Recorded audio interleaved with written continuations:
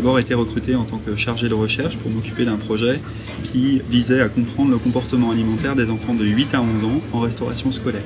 J'ai rejoint le siège du groupe Bonduelle à Villeneuve-d'Ascq pour développer une activité de recherche qui s'appelle les sciences des consommateurs. Je suis maintenant à 100% au sein de la R&D Group, au service de toutes les business units à l'international. Les sciences des consommateurs visent à décrire les comportements alimentaires humains et d'en comprendre les déterminants. On s'intéresse plus particulièrement aux préférences alimentaires, comment elles évoluent du début jusqu'à la fin de vie, aux choix alimentaires et aux consommations alimentaires. Qu'est-ce qui va expliquer nos choix?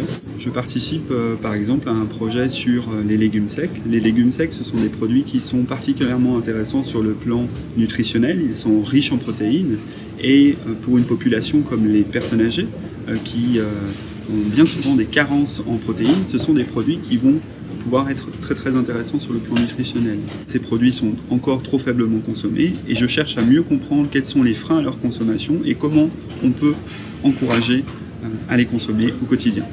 On va par exemple explorer les usages des produits. Sur un produit comme la salade, ce qui nous intéresse, c'est de voir comment les consommateurs vont utiliser notre produit, quelle sauce salade ils vont utiliser, à quel moment ils le consomment, comment ils vont le stocker dans leur frigo.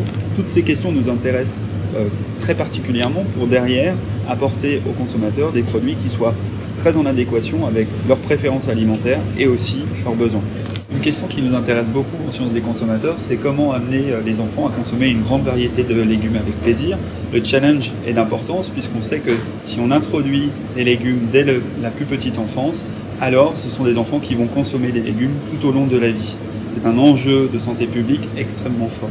Nous avons par exemple étudié le rôle du temps de cuisson sur la consommation des légumes et sur un produit comme la carotte, varier le temps de cuisson de quelques minutes peut faire augmenter ou diminuer la consommation de carottes de l'ordre de 15%. La problématique du gaspillage alimentaire est d'importance majeure. 33% des aliments qui sont préparés en restauration scolaire ne sont pas consommés et sont jetés à la poubelle. Étudier le comportement alimentaire des enfants nous permet d'identifier des moyens concrets à mettre en place dans les restaurants scolaires pour encourager la consommation des légumes et diminuer le gaspillage alimentaire. Ce qui est extrêmement motivant dans mon métier, c'est de participer à trouver les moyens pour amener les consommateurs à consommer des légumes avec plaisir, à tous les âges de la vie et dans tous les contextes de consommation.